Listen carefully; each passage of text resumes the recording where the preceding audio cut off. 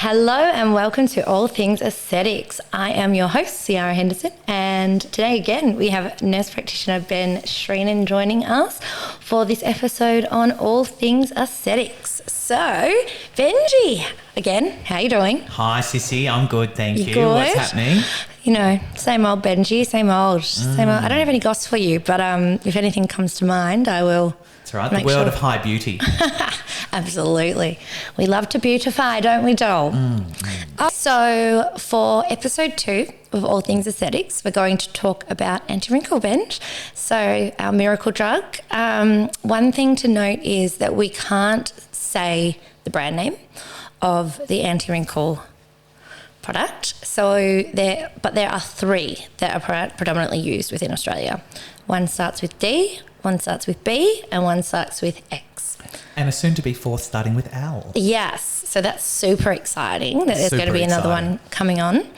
If you're wondering why we can't say the brand names, we're not allowed to. So we're going to refer to anti-wrinkle as just a generalised term. Sure, or we could perhaps use the name botulinum, but we can't specify brands. Yes, I think I might get tongue-tied if I try to use botulinum the whole way through. We can maybe interchange it, but I don't want to confuse anyone. So anti-wrinkle and botulinum are the same thing, okay? We're through for this podcast. Yeah, botulinum toxin is the active drug within these products that we use. Yes. Let's start with the very basics. Anti-wrinkle's super popular now. You know, everyone who has it loves it most of the time, unless they have an adverse event happen.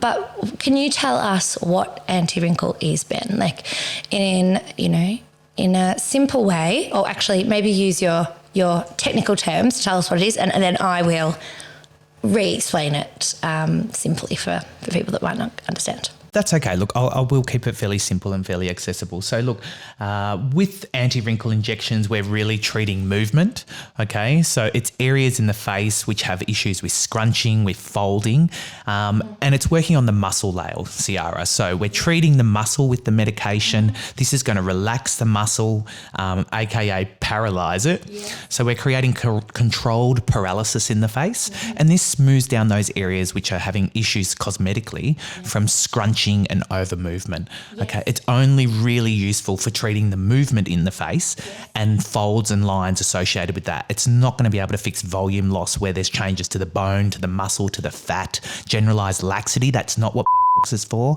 or botulinum or anti-wrinkle. So anti-wrinkle is not for issues caused by bone loss, fat loss, changes in the tissues. Anti-wrinkle is only for addressing movement-related problems. Yes, exactly. Except for maybe the masseters where we're trying to reduce the bulk, I suppose. Again, though, that's a contraction of a muscle that's causing the problem. That's right. And as you allude to, there's a lot of medical reasons to use anti-wrinkle medications as well as aesthetic. Absolutely. So can you explain for the listeners what anti-wrinkle is? So and where does it come from, I guess, is kind of the 2 things most people ask straight away. Sure. So anti-wrinkle medication or botulinum toxin, it's actually produced by a bacteria, the Clostridium bacteria, okay? That's produced in a sterile environment in agar, and it's extracted by scientists into a usable product that we can inject, but it is actually a neurotoxin created by a bacteria. The way that it works is a simple way of understanding it is it just turns off the communication between the nerve and the muscle. Yeah. So when our brain tells the muscle to move, when that phone call arrives, the muscle doesn't answer the phone. The ex-boyfriend call. Oh, pretty much. Yeah, that's how I like to explain it because I think clients remember it that way. It's like, your ex-boyfriend's trying to get through to you and they can't. So that's how it works. Yeah. Do not answer. Do not answer. Yeah. The neurotoxin doesn't stay in the body. It's broken down and excreted within a couple of days, but the actual muscle itself will stay asleep for several months. Yeah. On average, 12 to 16 weeks for most patients. But I think one of the things that patients are sometimes curious about is, does it affect the brain or the central nervous system? So it's actually no. The brain is completely normal. The spine and the nerves are completely normal. It still sends the message to the muscle to move like normal. It's just when that signal arrives at the muscle's not interested. It's not interested. It doesn't answer. It doesn't want to bar. Yeah, and the muscle will just sleep and stay relaxed for several months. Yeah, and one thing that I think is really interesting and really important for patients to understand is that when we say that anti-wrinkle typically lasts 3 months, roughly. But movement will start to come back at that sort of 8-week mark. And it's not going to come back overnight. It's sort of the little muscles, the little nerves try to sort of communicate again. And so you get a little bit of movement back, but it's slow. So, you'll start to get a little bit of movement at the 8-week mark, and slowly you will revert back to the movement of what you had before the treatment. But it doesn't just wear off overnight at that 3-week mark, like some people sort of, I guess you think before you explain it. Sure, yeah. And look, it's kind of dose dependent as well. Like our forehead obviously has a much smaller dose than what we could put in our frown or our masseter. So when we're having a big muscle injected with a high dose, that's going to give you a much bigger duration than a very thin muscle like the forehead, which is like a sheet of paper that we can only put a tiny little dose in, or it's gonna knock it out too much, Yes. So that's also explains why our forehead is the area that usually wears off first, is because we've got to be very careful and conservative with how we dose that area. The forehead is probably the bane of my existence. It is a very tricky area to get right. I mean, any injector can go in and just inject it. That's the easy part. It's, making sure that it's aesthetically pleasing and looking really good, because that muscle is so sensitive to anti-wrinkle. The tiniest amount can make such a big impact.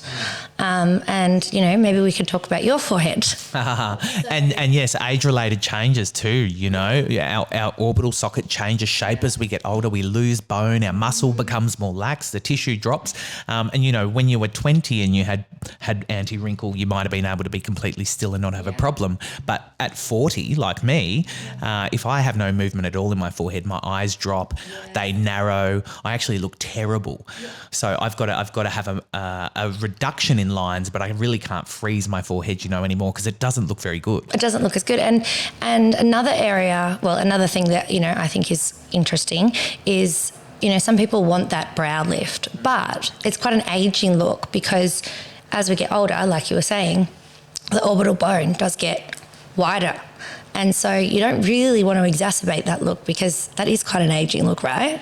Yeah, it's a bit of an owl-like or a wizened look. If you actually look at an old lady, she has a very big, wide orbital space, much like an owl almost, They're so cute. It's quite wide. No, but she has a wizened look to her, And if you look at a young girl's face, someone who's never had treatment, they actually have quite a narrow orbital space and quite a flat brow. Yeah, I like a flat brow personally. That's what I prefer. But, some people do want that peaky sort of brow, and it's all about patients, what they want to do, and sort of meeting them in the middle in terms of what's going to look best for them, right? I think also important to educate people, though, about what's actually going to make you look younger and what's actually going to make you look older. Oh, yeah. Because some people are not upgrading their appearance. They're downgrading their appearance. They're making themselves uglier.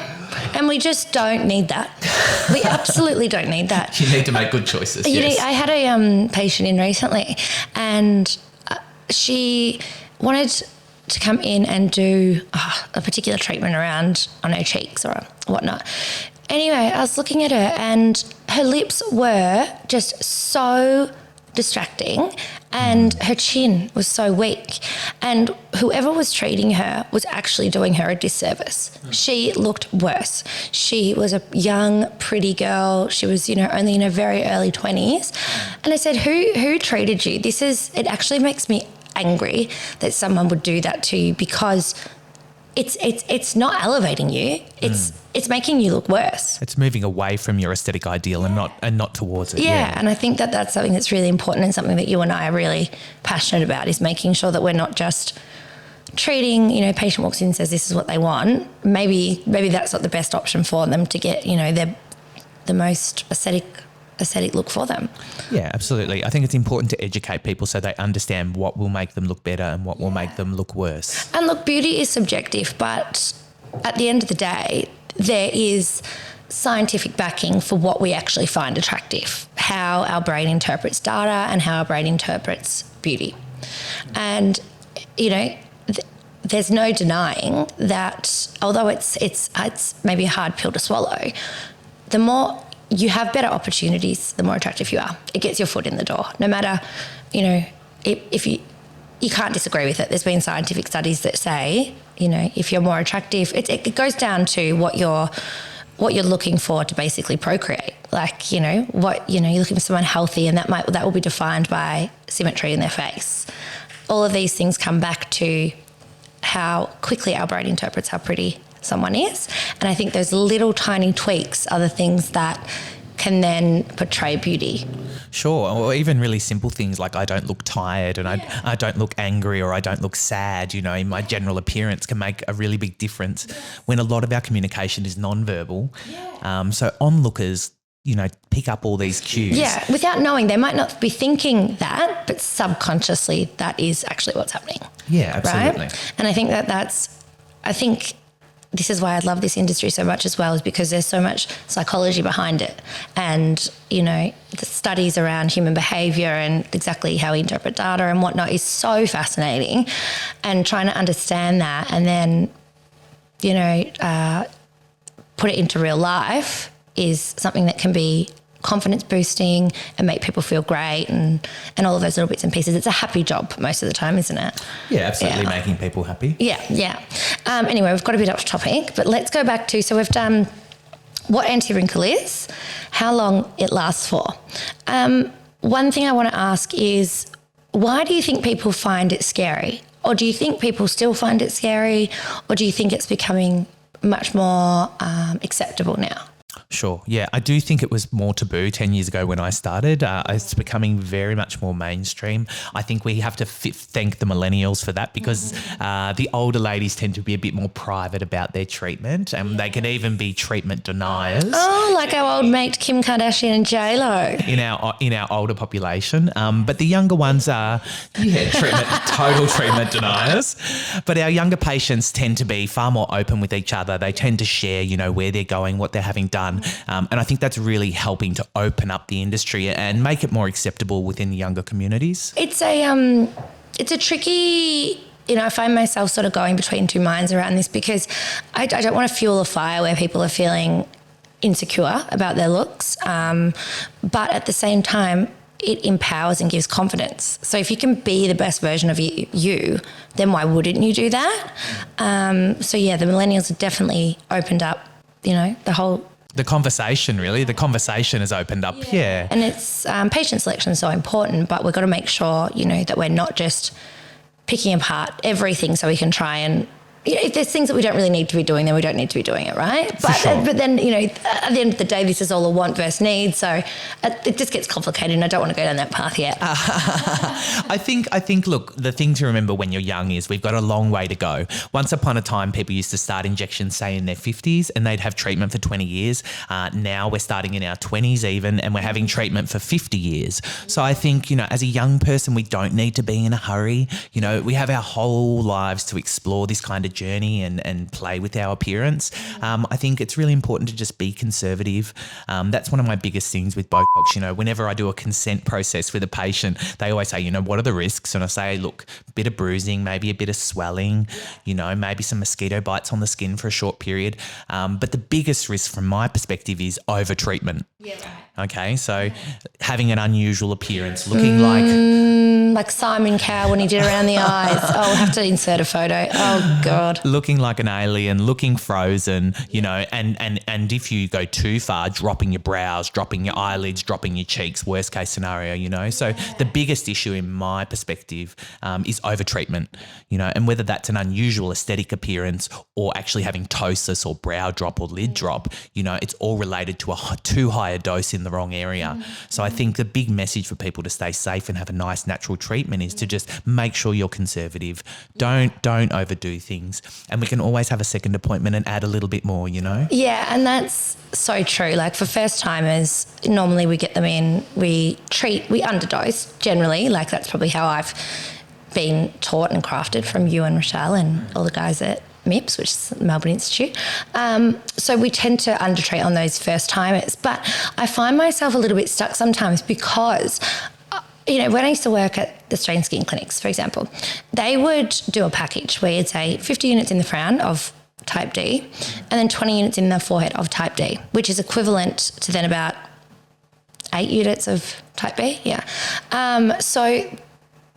Or maybe even less. It's every 1 unit of is equivalent to 2.5 units of every 1 unit of type B is equivalent to 2.5 units of type D, right? So they were under-treating everyone, which is why their results don't last, which is why they're so much cheaper.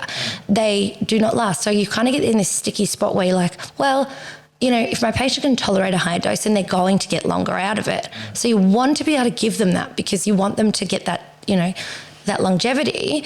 But at the same time, you don't want to push it too far then when you can get unwanted effects, like a dropped brow or whatnot. So, there's that fine line. And how do you navigate that, I guess? I guess that's really the value of an expert, in that we've got to find that perfect dose for each individual patient. It's not a cookie cutter kind of recipe, one dose does not suit all patients. And that's why you go to an expert and you get them to help you with this, is that we've got to slowly titrate the dose up until we find that perfect amount. And that balance between all those upper face muscles and lower face muscles. Yeah, but also where you're getting a good longevity, but you're not creating problems with face drop or brow drop or anything like that. Yeah. That's kind of the critical thing. It's that balance between duration and no adverse events. Right. Yeah. So it's not as easy as just popping in some anti-wrinkle. There's all these sort of variables that we have to look at and make sure we're managing really, really well and, getting the best for our patient. Yeah, and they change with age as well, I find. I've been injecting some patients for a decade now, and what they needed when, 10 years ago compared to what they need now is very different. Yeah. And that's the thing to understand. If you're let's just say you're on 50 units of something in an area, as you get older, that requirement may change. You may need less because you may not tolerate as much without creating drop in the face or heavy eyelids and things. So that dosing requirement will alter during your lifetime and your journey with injectables as well. Definitely. I find a lot of my younger patients can tolerate a higher dose in their forehead particularly, but the older you get and once you start having heavy lids and things like that, then you really do have to be much more conservative. I mean, I won't treat people that I think that their brow's going to drop too much at all because they think they want to get rid of the lines, but as soon as you get rid of that muscle movement, they ain't going to like it. Yeah, that's right. Anybody who's contracting the forehead to try and lift their eyelids out of the way, they're going to be a high risk for ptosis. So, yeah, you've got to assess that and make that call. There are patients that should leave their forehead moving because their eyes are going to look fresher and brighter. Yeah, exactly right. And, and then there's the differences between male and female aesthetically. Males, they can have a heavier set brow. Whereas in females, you want to keep it a bit brighter and a bit more open, There's so many factors that we have to consider with anti-wrinkle. It's certainly not, you're exactly right, not a one-size-fits-all approach. Absolutely. All right, cool. So we've gone through what is it, how does it work, how long does it last, what areas can we do? So what, I suppose the main areas we treat, let's talk about them. Give us a lowdown. What are the main areas? Sure. So your main three, your bread and butter of most anti-wrinkle is going to be forehead or the frontalis, your frown, which is known as the glabella, and then your orbicularis, which is oculi, because we have two orbicularises in the face, which is the crow's feet, the lateral part of the crow's feet, or the lines on the side of the eyes. So really that's going to be most of your anti-wrinkle treatment, but we can also put it along the jawline and in the chin to help modulate the jawline. Yeah. We can inject parts of the neck to relax some of the lines in the neck. People that have bruxism or are grinding their teeth, which is the normal name for it, we can inject the masseter muscle. There's a lot of chat about that lately. Yeah, we can inject the masseter muscle to help reduce the clenching. That's something that needs to be done also alongside a stress management program. There's no point just treating the symptom if we don't address cause. So I don't know if I'm qualified to help with stress management. Sometimes we need to consider maybe a counsellor referral as the same time as treating the masseter, I think, to really look after the patient holistically. Yeah, that's actually a very good point. But we can also slim the face when we inject the masseter. So there's lots of different indications. There's the lip flip, which is just a little bit on the lip, which can be Do you like that really treatment? Nice. Look, I tend to push people over to just filling instead because I think the duration can be very short. Well, yeah. And in some patients, it does affect their ability to speak or move the mouth. So I'm always nervous about that. I tend to just say, look, if you want a better lip, let's just inject filler. I mean, I think some patients love it. Some people don't care for it. It's one of those things you have to try and see if you like yourself. Yeah, it's an area that I find only lasts about 6 weeks. It's it's such a tiny dose and in an area of high movement. I think can be problematic for some people. Yeah, and you can't some people ask, like, can you add more units to make it last longer or get more of an effect? Not And really. We don't want to paralyze our mouth, or we're not going to be able to speak. No, we don't want that. It's not something that you can keep just upping. Yeah, that's right. Look, you can also inject around the nose for bunny lines and for smile adjustments. What do you think about gummy smile? So we can inject the side of the nose muscle to actually reduce the height of the lip if we have got a gummy smile. The other thing it can be used for is headaches and migraine management as well. So we can inject in the temples, through the forehead, along the sides of the head, under the hair, to actually reduce headache and migraine pain as well. So that's a therapeutic indication more than aesthetic indication. What do you think about treating temporalis? And for those that don't know, temporalis is when you're biting down in the back of your teeth, you can usually feel it. I don't know whether we can insert a little video of me doing this so I can show you guys. Yeah. What do you think about treating that muscle when people have their masseters done? I'm worried that it's going to cause atrophy in that area over time. Yeah, it's definitely something that we would only do not very frequently. I advise all my patients that masseter is really only an area that you treat once a year, maybe maximum twice a year, but it's kind of about an 8 to 10 month range for treatment. It's not every 3 months. Absolutely not every 3 months. Sometimes you have to get that muscle really to atrophy though, so you have to do it, maybe a few times consistently, maybe every 3 to 4 months. Then the maintenance should really only be every 7 to 9. Yeah, I'm even more conservative than that. I really will only treat it once a year at high dose and then let it go, or maybe every 8 to 10 months if they're really severe. But don't you find sometimes it just doesn't cut it? Sometimes, people are so strong there that they actually do need 2 treatments consecutively to get their muscle to really atrophy. Sure, but I actually don't want too much atrophy because otherwise you end up filling them. So that's why I'm conservative, is I want to restore the muscle function. But what if they've got the pain? So this is where these are all the things that are up for debate, That's why it's also done in conjunction with like a TMJ specialist as well as a counsellor for stress, because we're only symptom management. Yeah, we're not treating cause. So you've got to look at what the cause is, as well. So, but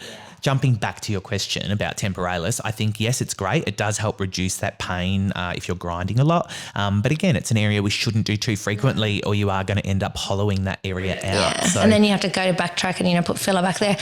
It's very similar to the masseter muscle. We don't want, bone resorption too much, and we don't want to, we don't want to lose the jawline too much. So it's something that is really important that, needs to be considered. Had a young patient. These are functional muscles as well, right? Yeah. So they're involved in the act of mastication or chewing. So we don't want to lose so much. Not masturbation, guys, mastication. Okay, yeah. Mastication, so chewing, thanks CC.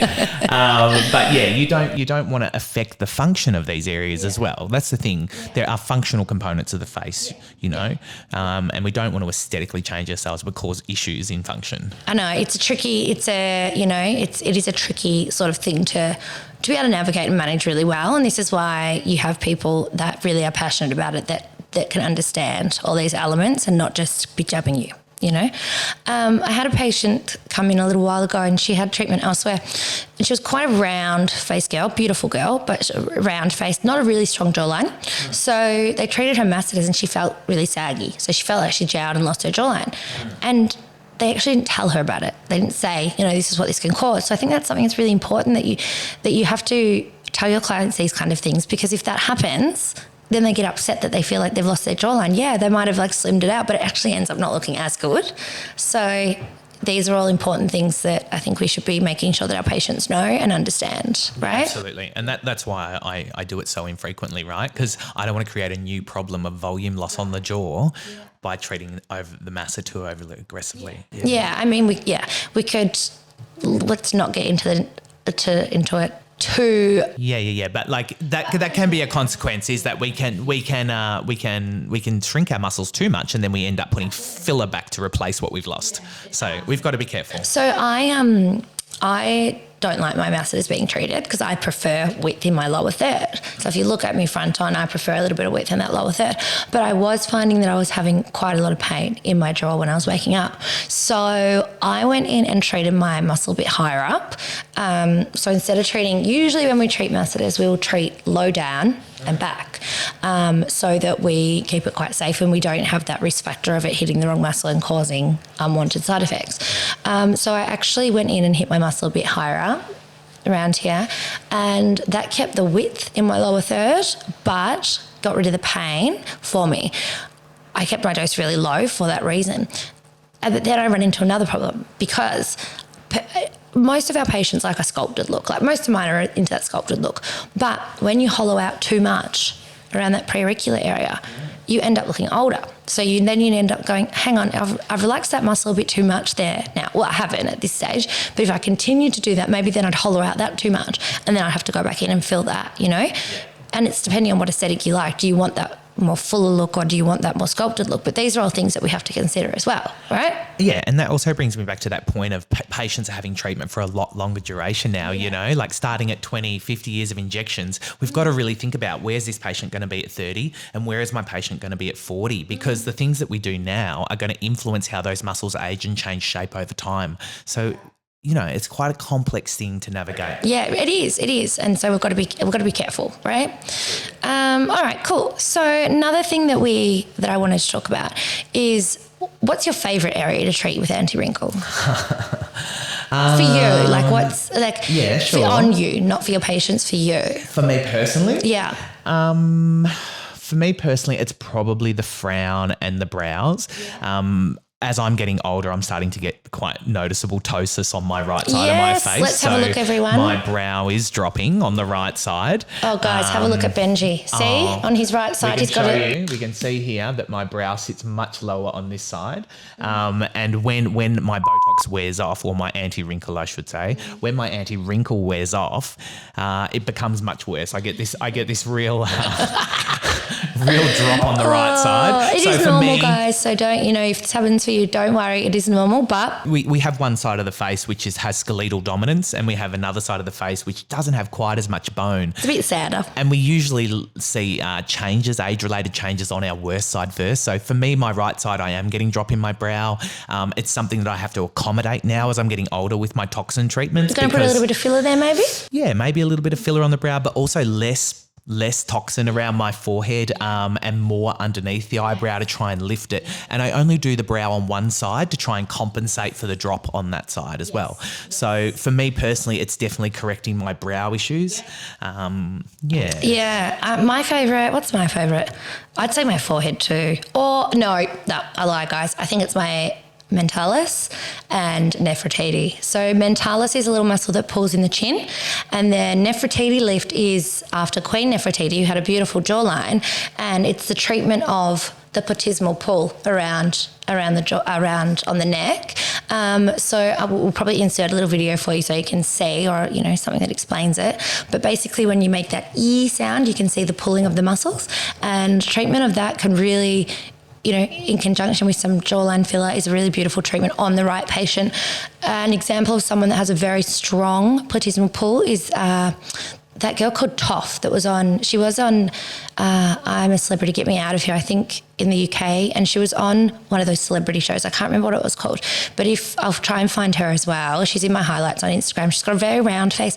She has a very strong platysmal pull, and whenever I look at her talking, that is the thing that I'm just like, my eye goes towards. And I think, just relax it will look so good, people will stop looking at that. Kind of makes her look like a little reptile. I was going to say, it's the Nefertiti lift is for people who've become the bookworm. Do you remember that show in the 90s, the bookworm, where everyone's head like blends into their neck and there's no definition, yeah? Yeah. So if you become the bookworm, we can do a Nefertiti lift and fix you. Yeah, it is patient selection, certainly for that treatment, because it doesn't work for everyone, and some people don't have that strong pull, but I definitely do, and I know when I have it done, it just makes such a difference. Not when I'm not talking, but when I'm animating, when I'm talking to people, it just reduces that distraction, and I love it for that reason. Yeah, it reduces the movement, makes your jawline crisper and cleaner, right? Yeah, love it. That's my favourite. Mentalis is really tricky to treat. So, again, not one of those areas that you can just go in and bang in lots of product. You have to go slow and steady. Trust me, I've done it to myself probably 4 times, where I've gone in and gone, stuff it, I'm just going to put in a higher dose, and then the product diffuses and I end up with a side sort of, it's hit my DLI and I end up wonky. Yeah, or in my case, the way that my muscles interdigitate or join together is I can't tolerate any I can't tolerate any anti-wrinkle in my chin at all because I completely lose control of my lower lip. You do, for 3 to 6 months. So I think it was a really long time that it lasted on you, wasn't it? And that's just my anatomy. I know I've tried it twice, and both times I've had issues with my lip control. So I know for my body I can't inject the chin area with anti-wrinkle at all because it causes functional issues. Luckily you can hide it with your beard. Yeah, that's right. But I think that's also a good message for people too is, on your journey with injections over the years, you might have mishaps where you make a decision and the result is unexpected. So, it does happen along the way. We've all got to learn what our individual anatomy can tolerate. And the only way to do it is the only way to find out is to do it, right? Yeah, that's right. But sometimes it doesn't always work out. So no chin anti-wrinkle for Benji. Yeah, I knocked one of my girlfriends recently. Like, it tends to happen for people I know because I'm willing to push it a little bit further. Whereas with patients, I'm like, oh, well, be conservative, Ciara. Whereas with my girlfriends, I'm like, oh, well, we'll try and knock it a little bit further. So, I did that and I knocked one of them and then we tried to fix it and it made it worse. So, I mean, it happens. It is probably more a numbers game. The more people you do, the more, you're going to come across patients where their anatomy varies and is outside the norm. So, it does happen. It doesn't mean you're a bad injector or anything like that. It's just sometimes people's anatomy varies. And, you've got to be responsible for, like I was saying with my patients, I don't do that. With my girlfriends, I'm like, okay, well, let's try and get a good result. And like on myself, That brings up an important message too, in terms of what creates our results. There is what I do as the injector, there's what the medication does, and then there's what the patient's body and individual anatomy does. And what they do after their treatment. All those three things determine the result. Yeah. So you've got to understand that I can only control what I do. I can't control what the medication does, and I can't control what the patient's body does with the treatment. So these things, we do our best, but you're always going to get surprises, and that's part of being an injector. It's part of being an injector, and it's part of medicine as a whole is that we do have surprises.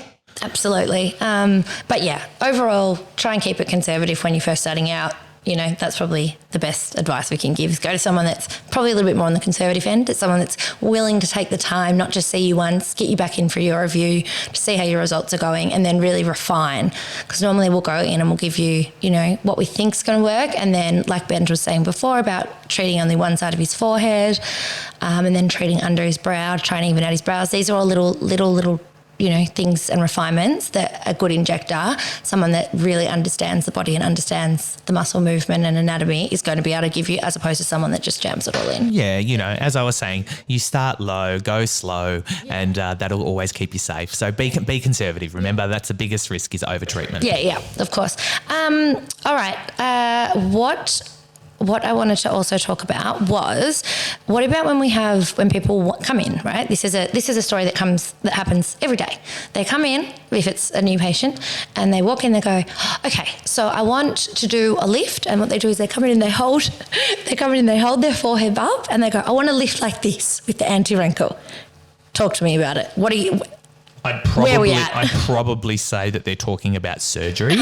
Yes. And realistically, if you're putting a little bit on the top of orbicularis underneath the brow, if you get a millimetre of lifting action, then that's a good result. Good result, yeah. You've got to be very realistic with what you can achieve, and injections can only do so much. If you're picking up your forehead and sliding it up your face by 5 mil, then what you're talking about is an endoscopic brow lift. So I guess there are people that need to be educated on the scope of injecting and what it can actually achieve. The L word is a dangerous word. I try not to use the L word too often. When I'm injecting fillers, I like to say we can tighten the face, but I don't know how far I can lift it. And again with Botox, we can smooth it and reduce movement, but can I lift it? No. It's up to individual response. I can do my best. I can try. I can nudge it in the direction of up your face, but there's only so much that anti-wrinkle can do. With the brow lift, I just wanted to explain it to you guys. So when it's so we have that muscle around the eye, which is called orbicularis oculi. It's like a sphincter muscle. Every time I think of that, I don't know why it makes me feel like a child, but it does. It's an interesting muscle because the bottom half lifts up the face and the top half pulls down. So it's bi-directional in its action. It's tricky because if you're trying to open up the eye, you're trying to reduce the resistance that the muscle is pulling in and down. So you're trying to open up that area. And like you were saying, if you get, 1 millimetre, it's usually between 1 and 3 millimetres. Sometimes if it's going to happen, it's going to happen. Maybe. It depends on how much you're pulling down. If that muscle's pulling down a lot, then you're going to get more of a lift. By removing that movement, you're going to see a bigger lift. But if person scrunches their eyes and there's no pull down action, then there's going to be little benefit to actually injecting that area. So it depends on the pre-injection function of how strong that muscle is and how much of a depressor that muscle will determine how much lift you will get. Yeah, so that's exactly how it works, guys. So it's not something that you just go in and put, the more units you put in, the better the brow lift's going to be. That's not how it works. Well, so to speak, it's more about your natural anatomy and how much you pull down and as to how much it's going to be able to relax and open up the eye area. So yes, in some cases it helps. It's not going to work on everyone though. You're not going to, some people come and say they want the lift of the lids. I mean, that's not what anti-wrinkle does. If you get that as an add-on, cool, but we can't say that that's what it does, because anti-wrinkle is not going to stop the sagging skin. It's going to reduce movement. That's all that anti-wrinkle treats is movement. So if you haven't got a movement issue causing the problem, it's not going to be able to fix it. Yeah, so there's all these bits and pieces that we really have to make sure that we all understand. All right, so what are the risk factors with anti-wrinkle? So as I said, the biggest risk really is over-treatment. We've kind of touched on that though. So we don't want to have a strange appearance or worst case called drop in the face. Apart from that, there's the procedural risks. So a little bit of light bruising, maybe a bit of swelling, redness. It's normal to have little mosquito type bumps on the face, which typically fade over 30 to 60 minutes. They're the immediate effects of just having needles. It's not caused by the anti-wrinkle, it's caused by having needles. That'll heal up. If you get a bruise and you're unlucky, that might take up to 3 or 4 days to kind of heal up. Oh my God, there's not many that I've bruised with anti-wrinkle, but I have given someone a whopper in their frown. Look, it does happen sometimes. It's pretty normal. Even a blood test, we get bruising. So if we're having needles all over the face, chances are sometimes you're going to get a bruise. It's normal. Look, the other risks can include some people can get a headache after their first few treatments. So it's normal to have a headache. I definitely find that. Yeah, a headache type feeling after the first or second treatment in some patients. Not everybody, maybe 1 in 10 patients might report flu-like symptoms and a headache afterwards. We recommend just plain Panadol, not Nurofen or aspirin, because that'll increase your bruising. So just regular Panadol if you're having injections and you're a bit sore or headachy. And that's kind of the biggest ones, really. There's not really like an anaphylaxis risk or anything like that. I've seen one patient.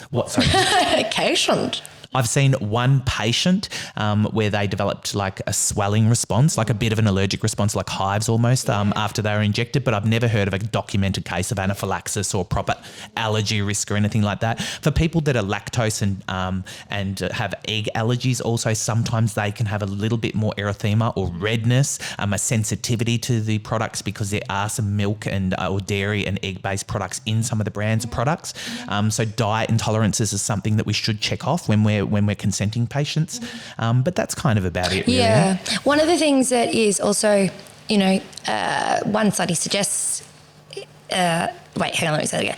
One of the other things that I think is interesting is, I verge on the side of caution. So I say no exercise for 24 hours after treatment and no laying down after 4 hours. But, there are other injectors that completely say that this is not relevant, and after 1 hour you can do whatever you want. I think to verge on the side of caution, just don't, and the reason behind it is we don't want the product to move and go into the wrong muscle and cause unwanted effects. So what's your side kind of thoughts on that? Yeah, look, I definitely think be conservative. No one gets into trouble by following the rules, and pushing things too early can get you into trouble. So I do recommend just 24 hours off exercise. That's enough, maximum. You can go back to workouts in the morning, the following day. You can go for a walk and whatnot, it's fine. And in terms of pressure on the face, I would just say, don't lie down and put your face on a pillow and squash the area that's been injected. It's fine if you want to kick back, on the couch, watch TV, read a book and you're laying back, but we can't put a face on a pillow and squash the area that's been treated for at least 4 hours because we don't want to squish that medication into our eyelids and paralyse them, Yes, I say to people, just be normal. Just try and be normal. Yeah. If that works, just be normal. Lie back, chill on the couch, but don't put any pressure on the area that's been treated for a minimum of 4 hours is to be safe. That's what the companies that produce these medications recommend. So outside of that, it's off-label advice. So I would suggest following the 4-hour rule and 24-hour rule for exercise or exertion. Yeah. All right. So look, I'm sure there are so many things that we have probably not covered because this topic is huge, but I think that's about all we have time for today. I hope you guys enjoyed the episode and now understand anti-wrinkle a little bit better. Thank you so much, Benji, for coming in and helping us to explore the topic of anti-wrinkle. My pleasure, Cece. Thank you. Thank you, guys. Hope to see you soon. I think our next episode, we might look into lip filler. I think that might be our next one. Okay, lippies. Yeah, they're a tricky little subject. I think we'll get into that. So stick around if that's something that you're interested in, guys. And of course, any suggestions for any content or ideas that you want us to get into, please let us know. I wouldn't mind sort of analysing some celebrity faces. So send us those through as well, because Benji and I can go through and sort of have a think about what we think they've done. Hope you enjoyed, and we'll chat to you soon. Bye guys. Bye, guys.